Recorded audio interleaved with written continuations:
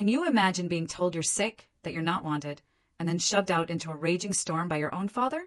Because that's exactly what happened to me when I was just 15 years old. And what happened next would change everything. Not just for me, but for my entire family. I'm Cher Walls, and I'm 28 now. I'm sitting in my Boston apartment, watching the rain slide down my window pane. There's a letter on my kitchen table, the handwriting shaky on cheap nursing home stationery. After 13 years of complete silence, my father wants to see me. He says he's dying. He says he's sorry. And just like that, the rain always takes me back to that night. It was October 14th, 2011. I remember coming home from school like it was any other Tuesday.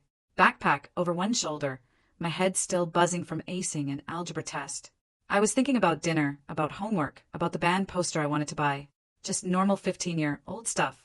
I had no idea that in less than 2 hours, I'd be walking alone through a freezing storm, wondering if I was going to survive the night. The moment I stepped through that front door, I knew something was horribly wrong. My father was in the living room, looking like a volcano about to erupt. His face was the color of raw meat, his hands shaking. He was clutching a wad of cash in one fist and empty pill bottles in the other. My older sister, Karen, was standing right behind him. She was 19, and her face held this expression: concerned, worried, heartbroken. The perfect picture of a devoted older sister who just discovered something terrible about her baby sibling. But I saw her eyes. I caught that tiny flicker she couldn't quite hide. Satisfaction. Our stepmother, Jolene, hovered in the kitchen doorway, arms crossed, lips pressed tight, saying absolutely nothing. That was her specialty, you see. Saying nothing while bad things happened. My father didn't even let me put down my backpack. He started screaming like I'd set the house on fire. He said I'd been stealing from his wallet for months. He said I'd been buying pills, hiding them in my room. He said Karen had found all the evidence. Cash stuffed in my dresser, pill bottles in my closet, text messages proving I was talking to drug dealers. I tried to explain. I tried to tell him I'd never touched his wallet, never seen those pills. I didn't even know what he was talking about. But the words died in my throat. Because I realized something truly horrific. He wasn't listening. His mind was already made up. Karen had spent the whole day preparing him, feeding him lies like poison wrapped in sugar. She stood there, looking utterly devastated, telling him she'd tried so hard to help me, tried to get me to stop. She claimed she hadn't wanted to tell him, but she just couldn't watch her little sister destroy herself anymore. It was a masterpiece performance, Academy Award-worthy, and my father swallowed every single word like it was gospel truth. He grabbed my arm, hard enough to leave bruises, and dragged me toward the front door. My backpack was right there where I dropped it. He picked it up and threw it at my chest so hard I stumbled backward. Then he flung the door open. Rain was coming down in sheets. Thunder rolled somewhere in the distance. The temperature had dropped 15 degrees since that morning. And my father looked me dead in the eyes and said those words again: "Get out of my house. I don't need a sick daughter." He pushed me onto the porch. The door slammed. The deadbolt clicked. And just like that, at 15 years old, I was homeless. I stood on that porch for maybe 5 minutes, completely frozen. Not from the cold, though that was coming, but from sheer shock. I kept waiting for the door to open again, waiting for someone to say it was all a big misunderstanding. Nobody came. My phone was sitting on my bedroom desk. I wasn't allowed to grab anything except what was already in my hands. My backpack had textbooks, a half-eaten granola bar, and absolutely nothing useful for surviving a night outside. No jacket, no money, no way to call for help. This was 2011. Payphones still existed, I guess, but who carries quarters? Not a 15-year-old who spent her allowance on band posters. Priorities, right? Straight A student, 0-star survival skills. So I started walking. I didn't make a conscious decision about where to go. My body just moved on autopilot toward the only safe place I knew, my grandmother Dorothy's house, 7 miles away. My mom's mom, the one person who always looked at me like I mattered. 7 miles doesn't sound like much when you're driving. When you're walking through freezing rain in canvas sneakers with no coat, it might as well be 700. Route 9 stretched ahead of me, dark and slick with rain. Cars splashed past without slowing down. I was just a shadow on the roadside, a shape nobody wanted to look at too closely. After the first mile, my clothes were soaked through to my skin. After the second mile, I couldn't feel my fingers anymore. After the third mile, my teeth were chattering so hard I thought they might crack. But I kept walking. What else could I do? Go back and beg my father to believe me? He'd already made up his mind. I had nowhere else to go except forward, one numb step at a time. The thing about hypothermia is that you don't realize it's happening until it's almost too late. Your body starts shutting down piece by piece. Your brain gets foggy, and suddenly sitting down for just a minute seems like the best idea in the world. Just a quick rest. Just until you catch your breath. I made it 4 miles before my legs gave out. There was a mailbox up ahead. I remember thinking I'd just lean against it for a second, catch my breath, then I'd keep going. Grandma's house was only 3 more miles. I could make it, but my knees buckled before I got there. The gravel came up fast, and then everything went dark. 3 hours after throwing his daughter into a storm, my father's phone rang. The voice on the other end was cold and professional. Officer Daniels with County Police. There's been an incident. Your daughter was found unconscious on Route 9, hypothermia. She's being transported to County General Hospital. And one more thing, sir. Child Protective Services has been notified. A caseworker is already on site. We have some questions about why a 15-year-old girl was walking alone in a dangerous storm with no coat and no phone. We're going to need you to come down to the hospital and bring whatever evidence you have. My father's face went pale as bone. I know because the hospital staff told me later. They said he looked like a man watching his whole life crumble in slow motion. Karen was standing right next to him when he got that call. And for the first time her perfect mask slipped. Just for a second. But it was enough. Because here's the thing about that night. The thing that changed everything. The woman who found me unconscious on that roadside wasn't just some random stranger driving home. Her name was Gloria Hensley, and she'd spent 35 years working for Child Protective Services. She'd seen every kind of abuse, every kind of neglect, every kind of lie that parents tell about their children. She knew exactly what she was looking at when she found a teenage girl in the rain with no coat and no phone and no one looking for her.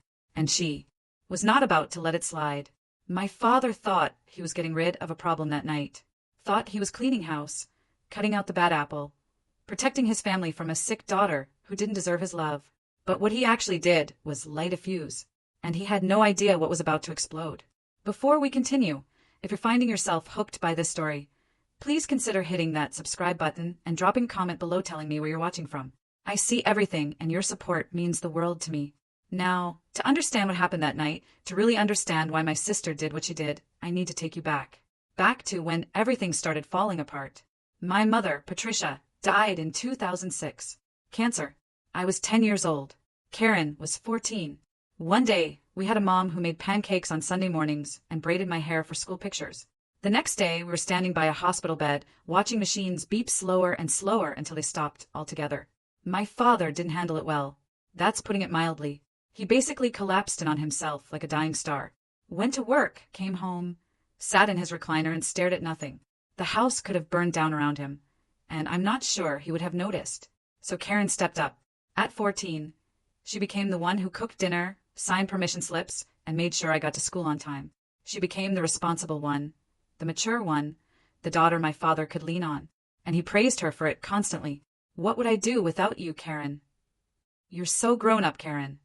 You're the glue holding this family together, Karen.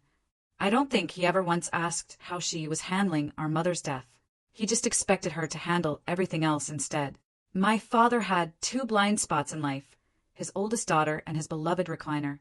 Both were worn out, falling apart at the seams, and desperately needed to be replaced, but he couldn't see it.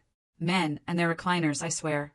What nobody saw, what my father absolutely refused to see, was what happened when he wasn't looking. Karen wasn't just stepping up. She was building a kingdom. And in her kingdom, I was the peasant who needed to be kept in her place. It started small. Homework that mysteriously disappeared the night before it was due. Permission slips for field trips that somehow never made it to my teachers. My favorite shirt shrunk in the wash. Then another. Then another. Oops. Must have been an accident. Birthday party invitations I sent out that my friends never received. Messages from classmates that got lost. A reputation being built brick by brick without me even knowing. She'd go to my teachers with this sad, concerned expression and tell them I was struggling after our mother's death, that I was acting out of home, that they should be patient with me because I was going through such a hard time. She painted a picture of a troubled child, and everyone believed her because she was so mature, so responsible, so caring. I tried to tell my father once, sat him down and explained that Karen was sabotaging me, that she was lying about me to everyone, that something was seriously wrong. He looked at me like I'd lost my mind. You're just jealous of your sister, he said. She's trying to help this family. You should be grateful. After that, I learned to keep my mouth shut. Stay small. Stay quiet. Survive until I could get out. 2 years after my mom died, my father remarried. Jolene was nice enough at first. She smiled a lot, made casseroles, and tried really hard to be part of our family. Karen immediately started calling her mom. It was strategic, I think, a way to cement her position as the good daughter, the loyal one. I couldn't do it. I couldn't call this stranger Mom when my real mother had only been gone 2 years. It wasn't about Jolene. It was about my own heart not being ready. But that quiet rebellion cost me. From that day forward, Jolene treated me like an outsider in my own home. She and Karen formed their own little club, and I wasn't invited. By the time I was 15, the lines were clearly drawn. Karen was the golden child, the favorite, the one who could do no wrong. I was the troubled one, the difficult one, the daughter who just couldn't get it together. And then there was the money. My mother had set up trust funds for both of us before she died. $45,000 each, accessible when we turned 18. It wasn't a fortune, but it was something. A safety net, a gift from a mother who knew she wouldn't be there to help us start our adult lives. Karen turned 18 in 2009 and got her share immediately. It was gone within 11 months. A flashy sports car, designer clothes, expensive gifts for her boyfriend, Trent, a smooth-talking guy with big ideas and absolutely no legitimate income. By the time I was kicked out 2 years later, Karen was completely broke. Her trust fund was a distant memory, and Trent was always talking about his next big opportunity, his next investment scheme, the deal that was definitely going to make them rich. My $45,000 was just sitting there, untouchable until 2014 when I'd turned 18. Unless something happened to me first. See, my mother's trust had a clause in it, a protection mechanism she probably thought would help us. If either daughter was declared legally incompetent or institutionalized before age 21, her share would be managed by a court-appointed family guardian until she recovered. Karen and Trent figured out what that meant. If I got institutionalized for substance abuse, say, because my father found pills and cash and evidence of drug dealing in my room, then someone would need to manage my trust fund on my behalf. Someone responsible, someone trustworthy, someone like a concerned older sister who only wanted what was best for me. $45,000. That's what I was worth to Karen. That's the price she put on her own sister. The week before she destroyed my life, she put her plan into motion. Small cash withdrawals from my father's account using his ATM card. She knew his PIN because she handled all the household finances. Trent's empty prescription bottles collected and saved. A prepaid burner phone purchased at a convenience store, loaded with fake text messages. On the morning of October 14th, while I was eating breakfast and thinking about my algebra test, Karen slipped into my room and planted everything. Cash in my dresser drawer, pills in my closet, a paper with the burner phone number as proof of my drug dealer contact. Then she went to our father with tears in her eyes and told him his youngest daughter had a terrible secret. He believed every word. Why wouldn't he? Karen had spent 9 years being the perfect daughter, the responsible one, the one who never lied. And I had spent 9 years being painted as the troubled one, before I even knew the portrait existed. By the time I walked through that front door after school, my trial was already over. The verdict was guilty and the sentence was exile. That's how I ended up on Route 9 in October rain, walking toward my grandmother's house like it was the only light left in the world. But Karen had made one mistake, one tiny error in her perfect plan. She didn't account for Gloria Hensley. I don't remember much about collapsing, just the gravel biting into my palms and then nothing, like someone switched off a television in the middle of a show. What I do remember is waking up. Fluorescent lights, the smell of antiseptic and industrial floor cleaner, a scratchy hospital blanket tucked around me like I was something fragile, something worth protecting. I hadn't felt that way in years. And there was a woman sitting beside my bed, silver hair pulled back in a neat bun, reading glasses perched on her nose, a paperback novel closed in her lap. She looked like someone's grandmother, the kind who baked cookies and always had tissues in her purse. But her eyes were sharp, observant, cataloging everything they saw. Her name was Gloria Hensley. She was 67 years old, retired after 35 years with Child Protective Services. She'd seen every kind of abuse, every kind of neglect, every kind of cruelty that adults could inflict on children. And on a cold October night, driving home from her book club meeting, her headlights had caught something by the roadside. A teenage girl, unconscious, soaking wet, alone. Gloria pulled over so fast her tires screamed against the pavement. She had an emergency blanket in her trunk, old habits from her CPS days, and she wrapped me up like a burrito while she called 911. She stayed with me until the ambulance arrived. She followed the ambulance to the hospital, and when I woke up 4 hours later, she was still there. That woman might have saved my life, not just because she found me before the hypothermia finished what the storm started, but because she was exactly the right person at exactly the right moment. She handed me a cup of coffee when I opened my eyes. Hospital cafeteria coffee. The kind that tastes like regret brewed at 200 degrees. "This is terrible," she said, "but it's warm." I laughed. Actually laughed. And for the first time in hours, maybe days, she smiled back. This knowing, gentle smile that said she understood more than I realized. "There she is," she said. "Now, why don't you tell me why a 15-year-old was walking alone on Route 9 in a storm with no coat and no phone?" So I told her everything. The accusations, the planted evidence, the years of Karen's manipulation. I told her things I'd never told anyone, because no one had ever actually listened. Gloria just sat there, nodding occasionally, never interrupting, never doubting. When I finished, she was quiet for a long moment. Then she said, "I believe you, and I'm going to help you prove it." Those 7 words changed my life. While I was unconscious, things had been happening. The hospital contacted police because a minor had been found in a dangerous situation. Police tried to reach my next of kin. That meant calling my father. I would have loved to see his face when Officer Daniels delivered the news. Apparently, it went something like this. "Mr. Walls, your 15-year-old daughter was found unconscious on Route 9. She says you expelled her from your home this evening during a storm. Hypothermia. She's at County General. We need you to come in. And sir, Child Protective Services has been notified. A caseworker is already on site. Bring whatever evidence you have." My father and Karen arrived at the hospital around 10:15 that night. I was awake by then, sitting up in my hospital bed with Gloria beside me. Also in the room, a CPS caseworker named Maria Santos and a uniformed police officer.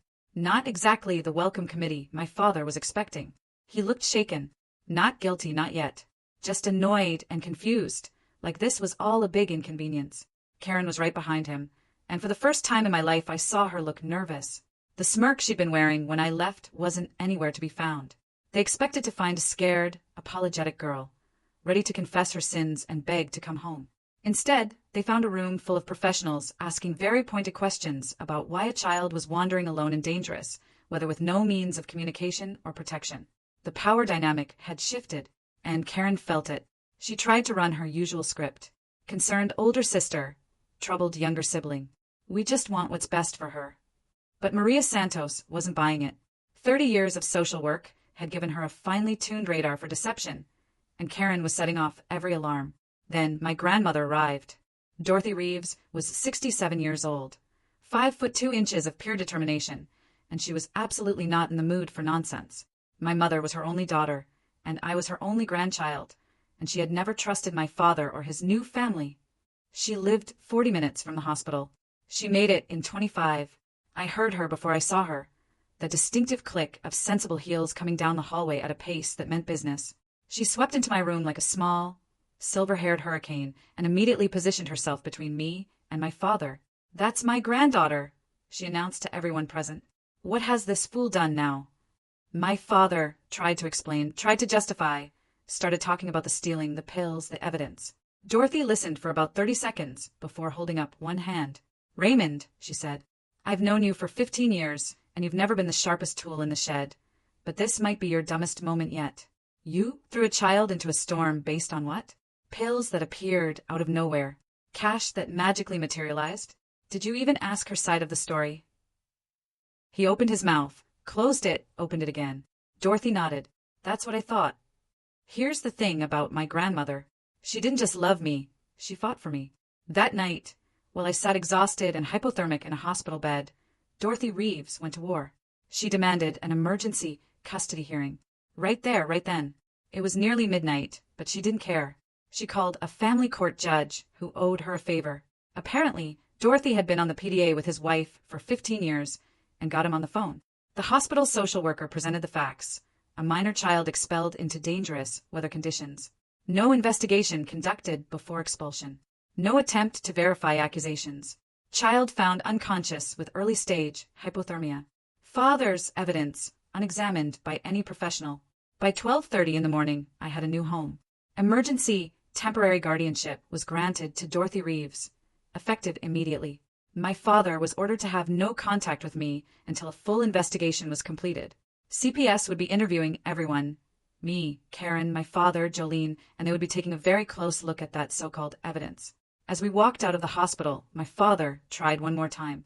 He reached toward me, started to say something. Dorothy stepped between us without breaking stride. "You don't get to touch her," she said. "You don't get to talk to her. You had your chance to be her father, and you threw it away. Literally threw it into a storm. Now we're leaving." She guided me out to her old Buick, the one she'd been driving since before I was born, helped me into the passenger seat, tucked another blanket around me, even though the car heater was already blasting. I looked at her with tears streaming down my face. "Grandma," I whispered. "I don't even have clean clothes. I don't have anything." She patted my hand, her eyes fierce and gentle at the same time. "Honey," she said, "you have me, and I have a Target card. Tomorrow we shop. Tonight you eat soup and sleep in a bed where nobody is going to throw you out. Ever." That was the first night of my new life. Grandma Dorothy's house had 3 rules. Breakfast at 8, homework before TV, and absolutely no nonsense before her second cup of coffee. It wasn't fancy and it wasn't big, but it was warm and safe and full of love. For the first time in years, I felt like I could breathe. But the story wasn't over. Not even close. 2 weeks later, the CPS investigator called my grandmother. "Mrs. Reeves," Maria Santos said, "you might want to sit down. We've been examining the evidence Mr. Walls provided. The timeline doesn't add up, and we found some security footage that tells a very different story." Karen's perfect plan was about to fall apart, and she had no idea what was coming. The investigation changed everything. Maria Santos wasn't just a caseworker checking boxes. She was a detective in a cardigan. And she didn't just look at evidence, she traced it. Every receipt, every timestamp, every thread. And the more she pulled, the more Karen's perfect story unraveled. It started with the cash. $800 had been found in my dresser drawer. My father said it proved I'd been stealing from him for months. Open and shut case, right?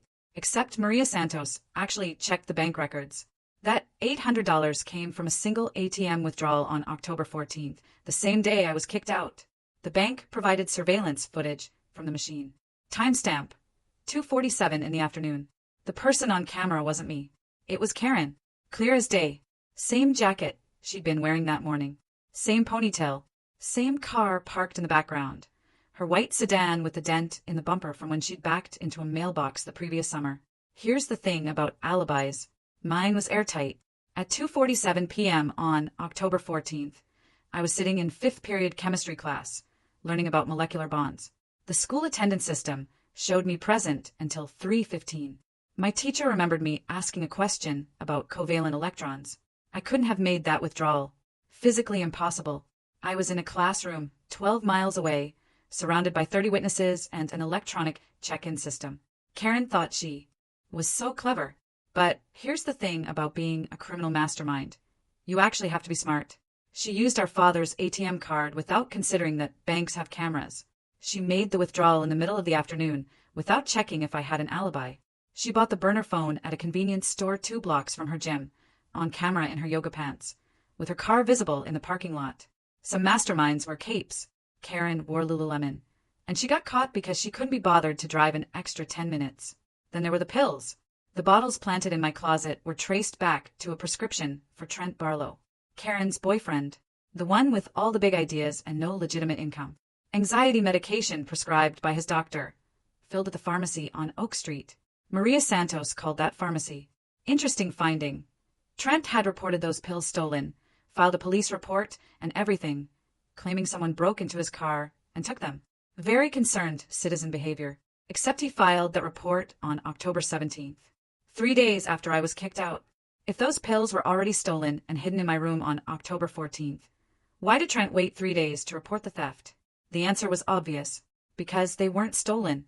Karen gave them to him to plant, and then he reported them missing afterward to cover their tracks and get a refill. The delayed theft report was like a flashing neon sign that said, "We planned this." If this story is hitting close to home, I hope you'll stick around because what happens next is worth every second. Drop a like if you're rooting for me. It means the world. But the real smoking gun was the burner phone. The fake drug dealer texts came from a prepaid phone purchased at a convenience store on October 10th, for days before everything went down. Maria Santos tracked down the store and requested their security footage. The buyer was a young woman brown hair in a ponytail, athletic build, paid cash. But her car was clearly visible through the window. A white sedan with a dent in the bumper. Same car, same woman, same trail of breadcrumbs leading straight back to my sister. As the investigation deepened, an even uglier picture emerged. Maria Santos started digging into our family's finances, specifically checks written on my father's account over the past 2 years. What she found made the $800 look like pocket change. Someone had been forging checks in my father's name for nearly 2 years. Small amounts at first, $50 here, $100 there, but they added up. The signatures were close, but not quite right. The money went to accounts connected to Trent Barlow and his various business ventures. Total amount stolen, just under $18,000. Karen hadn't just framed me. She'd been robbing our father blind for years, and she needed me gone before anyone noticed. My grandmother, Dorothy, wasn't about to let this slide. She hired Leonard Vance, an old family friend who'd practiced family law for 30 years. He'd known my mother, Patricia, since grade school.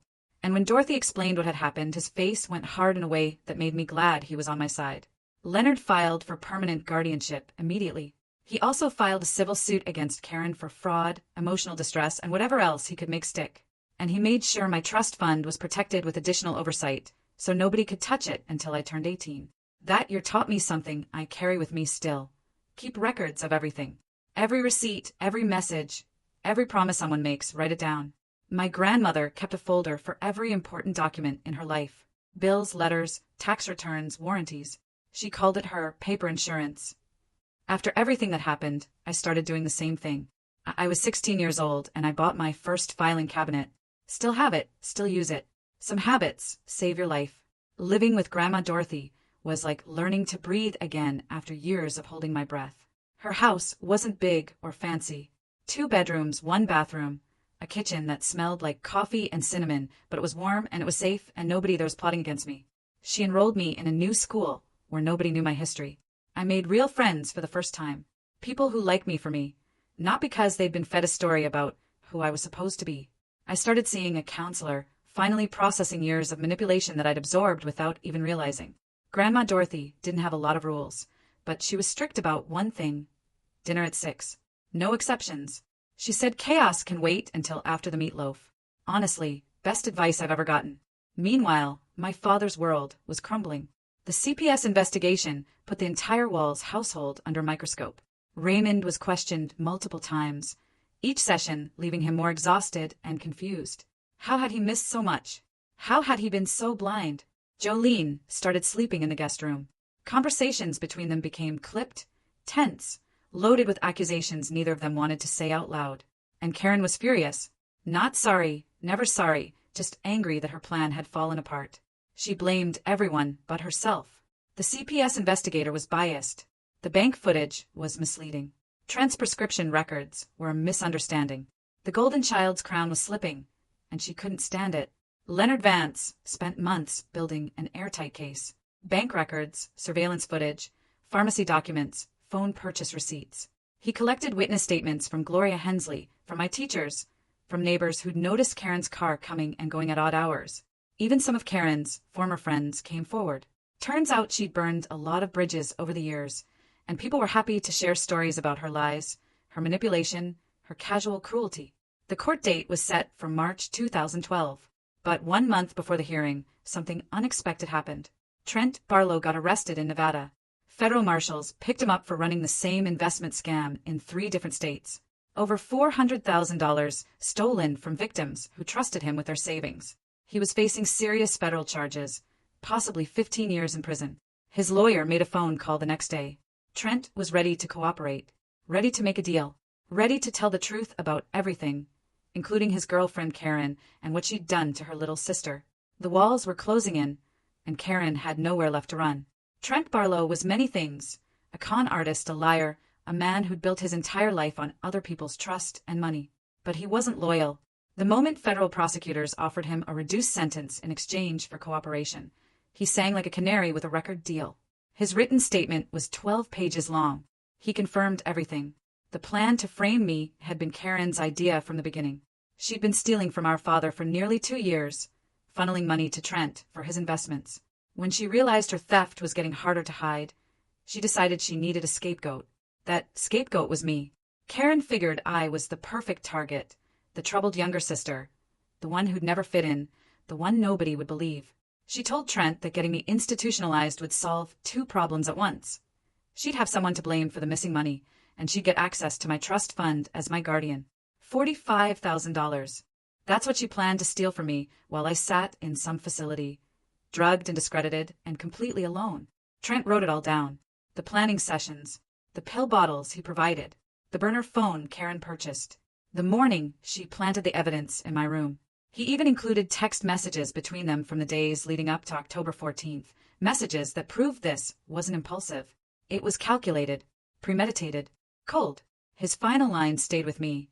Karen said her sister was a nobody who wouldn't fight back. She was wrong. March 2012. Family court. I'd been living with Grandma Dorothy for 5 months by then. I'd gained weight, the good kind. The kind that comes from regular meals and actual sleep. I'd made honor roll at my new school. I'd started to remember what it felt like to be a normal teenager. But walking into that courtroom, I felt 15 again. Scared and small, and wondering if anyone would believe me. Grandma Dorothy squeezed my hand. Leonard Vance nodded reassuringly. And Gloria Hensley was there, too, sitting in the gallery, wearing the same reading glasses and the same fierce expression she'd had the night she found me. The hearing was supposed to be about guardianship. Simple stuff. Making Dorothy's temporary custody permanent, establishing support obligations, that kind of thing. But it turned into something much bigger. The district attorney had gotten involved. With Trent's confession and the mountain of evidence Maria Santos had compiled, this wasn't just a family court matter anymore. There were criminal charges on the table. Karen sat on the other side of the courtroom with a public defender she'd met an hour before. She looked smaller than I remembered, paler. The confident, golden child who'd controlled our household for a decade now looked like exactly what she was. A scared young woman whose lies had finally caught up with her. Our father sat alone in the gallery. Jolene had refused to come. He looked like he'd aged 10 years in 5 months. The evidence was presented systematically, professionally, devastatingly. ATM footage showing Karen making the withdrawal at 2:47 p.m. My school attendance records proving I was in chemistry class at that exact time. Pharmacy records showing Trent's conveniently delayed theft report. Security footage from the convenience store showing Karen buying the burner phone. 2 years of forged checks totaling $18,000. And Trent's confession. Read into the record word by word. When it was Karen's turn to take the stand, she tried to maintain her story. Tried to look confused and innocent and deeply concerned about her troubled sister. The prosecutor wasn't having it. "Ms. Walls," she said, showing the ATM photograph. "Is this you at First National Bank on October 14th at 2:47 p.m.? Karen swallowed. She looked at the image of herself, clear as daylight. I was getting money for groceries." "Groceries?" The prosecutor nodded slowly. $800 in cash for groceries? And you didn't mention this withdrawal to your father when you accused your sister of stealing that exact amount later that same day. Silence. And the location of this ATM. It's 12 miles from your sister's school. A school where attendance records show she was present until 3:15 p.m. Can you explain how she could have made this withdrawal while sitting in chemistry class? More silence. Karen's public defender objected, but there was nothing to object to. The evidence was the evidence. Facts didn't care about her feelings. Then they called Jolene. My stepmother looked like she wanted to be anywhere else on earth. She'd spent years staying quiet, staying neutral, not getting involved. But this was a courtroom, and she was under oath. And suddenly, staying quiet wasn't an option anymore.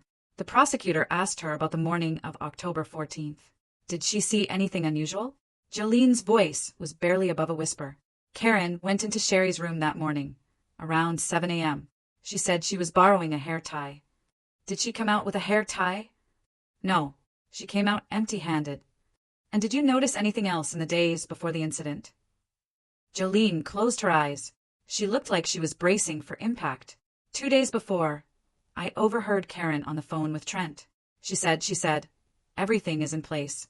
And then she laughed. The courtroom went absolutely still. When they called our father to testify, I almost felt sorry for him. Almost. He had to explain why he expelled his 15-year-old daughter into a storm without investigating the accusations against her. Had to admit he never checked the bank records himself. Never questioned why Karen suddenly discovered this evidence. never asked for my side of the story. His voice cracked when he said, I trusted her. She's my firstborn. She was always the responsible one. I thought. He couldn't finish. Judge Patricia Morrison had been on the bench for 30 years. She'd seen ugly custody battles, bitter divorces, families torn apart by lies and money and pride. But I think even she was disturbed by what she'd heard. Her words cut through the courtroom like a blade. Mr. Walls, she said, trust is not an excuse for negligence. You expelled a minor child into dangerous weather conditions based on unverified accusations. You made no attempt to investigate. You chose one daughter over another without evidence, without reason, without basic parental judgment. That is not parenting. That is abandonment. My father sat there, gray-faced as she continued. Your older daughter engaged in a calculated, premeditated scheme to destroy her sister's life. She stole from you, lied to you, and manipulated you into participating in her cruelty. And you let her because it was easier to believe the daughter who made you feel good than to actually parent the daughter who needed you. Karen's sentence came down hard. Fraud, theft, filing false statements to law enforcement, child endangerment. Her public defender negotiated a plea deal to avoid a full trial. 2 years suspended sentence, meaning she wouldn't go to prison unless she violated. Probation, 5 years of supervised probation, 200 hours of community service, full restitution of all stolen funds, the $18,000 from our father, and the $800 she'd planted to frame me. The court also issued a permanent restraining order. Karen was not allowed to contact me directly or indirectly for any reason. If she came within 500 feet of me, she'd go straight to jail. And here's the part that would follow her forever, a felony conviction permanently on her record. No more jobs in finance, no positions involving money or trust, no working with children or vulnerable adults. The golden child had a scarlet letter now, and it wasn't coming off. My father lost guardianship, rights permanently. He was ordered to pay for my therapy and educational expenses until I turned 21. He was also ordered to establish a college fund from the restitution money. The community found out everything. Small towns talk. Within weeks, everyone knew what Raymond Walls had done to his younger daughter. Friends stopped calling. Neighbors looked away. His church group suddenly had scheduling conflicts whenever he tried to attend. Jolene filed for divorce 6 weeks later. She'd been complicit in my suffering, and she knew it, and she couldn't stand to be reminded of it every time she looked at her husband. The judge turned to me at the end. Miss Walls, she said, you've shown remarkable resilience in the face of extraordinary cruelty. The court grants full permanent custody to your grandmother, Dorothy Reeves. Your trust fund will remain protected until you reach 18. And I sincerely hope you have a better future than your past. I wanted to say something clever, something memorable. I wanted to say, Your Honor, you should see me parallel park. That's the real test of character. But some jokes are just for yourself. And that moment was too big for humor. Instead, I just said thank you. As we walked out of the courthouse, my father tried one last time to approach me. Sweetheart, he started. Grandma Dorothy stepped between us without breaking stride. Her voice was ice. You don't get to call her that anymore. You lost that right when you threw her into a storm. We kept walking. I didn't look back. The sun was shining that day. March in our part of the country can go either way. But that afternoon was warm and bright and full of promise. I had a grandmother who loved me, a lawyer who'd fought for me, a caseworker, and a retired CPS supervisor who'd believed me when no one else would. And I had a future. Finally. But some stories don't end with the courtroom. Some stories have one more chapter. 13 years later, a letter arrived. October 2024. I'm 28 years old now, and my life looks nothing like I imagined when I was 15, walking through a storm with nothing but a school backpack and soaking wet sneakers. I live in Boston. Beautiful apartment with a view of the harbor. Morning light that streams through the windows. I actually chose myself. I'm a marketing director at a tech company. Good salary, good benefits, good people. I worked my way up from an internship, and every promotion felt like another step away from who I used to be. And I'm engaged. His name is Colin. He's a pediatric nurse, which tells you pretty much everything you need to know about his heart. We met at a charity event 2 years ago. I was there for work. He was there because he actually cared. He spilled wine on my dress, apologized for 10 minutes straight, and then made me laugh so hard I forgot to be annoyed. We're getting married in the spring. Life is good. Life is really, genuinely, unbelievably good. Then the letter arrived. It came to my grandmother's address. Dorothy still lives in the same house, still sharp as ever at 80 years old, still following her 3 rules. Breakfast at 8, homework before TV, no nonsense before coffee. Some things never change. She called me, said something had arrived that I needed to see. Her voice was careful, neutral, the way she sounds when she's trying not to influence my decisions. I drove down that weekend. The envelope was plain white, cheap paper with shaky handwriting. I barely recognized it. The return address was Maple Grove Care Center, a nursing home about an hour from where I grew up. I opened it at Dorothy's kitchen table, with a cup of coffee going cold in my hands. "Dear Sherry," it began, "I know I don't deserve to ask anything of you. I know you have every reason to throw this letter away without reading it. But I'm asking anyway, because I don't have much time left and I need to say this before I go. I'm at Maple Grove now. Had a stroke 2 years ago. Left side doesn't work so well anymore. Jolene is long gone. Took half of everything and moved to Florida with some accountant she met online. The house is sold. There's nothing left of the life I thought I had. Karen came to see me last week. I wouldn't let her in the room. I can't look at her. I can't hear her voice without remembering what I did because of her lies. You're the only one I want to see. The only one I need to apologize to. I was your father, and I failed you in the worst way a parent can fail a child. I believed lies over truth. I chose comfort over justice. I threw you away like you were nothing. I know you owe me nothing. But if you can find it in your heart to come, just once, I'd like to tell you I'm sorry in person before it's too late. Your father, Raymond." I sat there for a long time. The coffee got cold. The afternoon light shifted across the table. Dorothy didn't say anything. She just waited, the way she always had, letting me find my own way. 13 years of silence. 13 years of building a life without him. Did I owe him anything? No, I didn't. But I thought about my mother. I thought about the kind of person she'd raised me to be before she died. I thought about breaking cycles instead of perpetuating them. I decided to go. Not for him. For me. The nursing home was exactly what you'd expect. Fluorescent lights, industrial floors. The smell of disinfectant trying to cover up the smell of endings. My father's room was small. Single bed, one window, a television mounted on the wall, playing something nobody was watching. He looked 20 years older than his actual age, 73. But he could have passed for 90. The stroke had taken something vital out of him, left him crumpled and gray and small in a way I'd never seen. He cried when I walked in. Couldn't speak for the first few minutes. Just sat there with tears running down his face while I stood by the door, wondering if I'd made a mistake.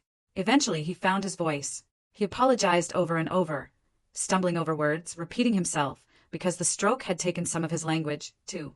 He said he'd been blind, stupid, cruel. He said losing me was the worst thing he'd ever done. He said he thought about that October night every single day. Every single night. Every time it rained. I let him finish. Didn't interrupt.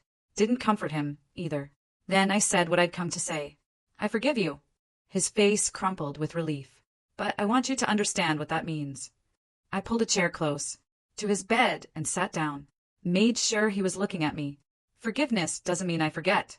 It means I'm choosing not to carry this anger anymore. It's heavy, and it's been weighing me down, and I'm done letting you take up space in my heart. You threw me into a storm because you believed a lie. You didn't believe it because the evidence was compelling. You believed it because it was easier, because Karen made you feel good about yourself. And I reminded you of everything you'd lost when Mom died. You chose the comfortable lie over your own daughter. I built my entire life without you. I put myself through college. I built a career. I'm marrying a man who would never, ever throw me out in a drizzle, let alone a hurricane. I'm happy, but you need to live with what you did. That's not my burden to carry anymore. It's yours. He nodded, tears still streaming. I don't think he had words left. I know, he finally managed. I know. I just needed you to know I'm sorry. I needed to see you one last time. I stayed for another 20 minutes. We didn't talk much. What else was there to say? I told him about my job, my apartment, Colin, surface things, safe things. He listened like it was the most important conversation of his life. When I got up to leave, he reached out with his good hand, not grabbing, just reaching. I let him touch my fingers for a moment. Then I walked out. In the hallway, a nurse stopped me. "You're his daughter, right? The younger one." I nodded. She glanced back toward his room, then at me. "Your sister came by last week. He refused to see her. Told us to send her away." I stood very still. He wouldn't see her. The nurse shook her head. Said he could only stomach apologizing to one daughter, and it wasn't her. He got pretty upset about it, actually. Said he couldn't look at her face anymore without seeing what she'd done. I didn't know what to say to that. After all these years of being the rejected one, the throwaway daughter, the one who wasn't good enough, my father had finally rejected Karen, the golden child, the favorite, the one he believed without question. Too late to matter. Too late to heal anything. But still, something shifted in my chest. Not forgiveness, exactly, I'd already given that. Something more like completion. Like the last page of a very long book, finally turning. I walked out of that nursing home into October sunshine. Same month, different weather, different life. 13 years ago, October meant rain and betrayal and hypothermia. Now October means falling leaves and pumpkin spice everything. Yes, I'm basic, I don't care. And the anniversary of when my real life began. Some storms don't destroy you. They redirect you. That October night, 13 years ago, I lost a house, but I found my home. I lost a father who didn't deserve me, and I found a grandmother who did. I lost a sister who never loved me, and I found myself. Colin was waiting when I got back to Boston. Takeout containers on the counter. Bad movie queued up on the TV. That patient look he gets when he knows I need processing time. How'd it go, he asked. I dropped my keys on the table and leaned into him. I think I'm finally done, I said. I think I can let it go now. He wrapped his arms around me and didn't ask any more questions. That's the thing about Colin. He knows when to push and when to just be there. It's one of about 1,000 reasons I'm marrying him. Next spring, we're having the wedding at my grandmother's house. Small ceremony. Close friends. Good food. Dorothy's already planning the menu. Meatloaf is definitely on the list. And somewhere out there, Karen is working night shifts and wondering where her life went wrong. My father is in a nursing home, alone with his regrets. Jolene is in Florida, pretending none of us ever existed. But me? I'm in Boston. I've got a career I earned, a partner who loves me, a grandmother who'll probably outlive us all through sheer stubbornness. And yes, I finally got that band poster properly framed. The one I bought with my allowance the week before everything fell apart. I found the same one online a few years ago. Paid way too much for it. Hung it in my office, where I can see it every day. Some things are worth waiting for. What do you think? Was I right to visit my father? Was it truly forgiveness, or just release? I'd love to hear your thoughts in the comments below.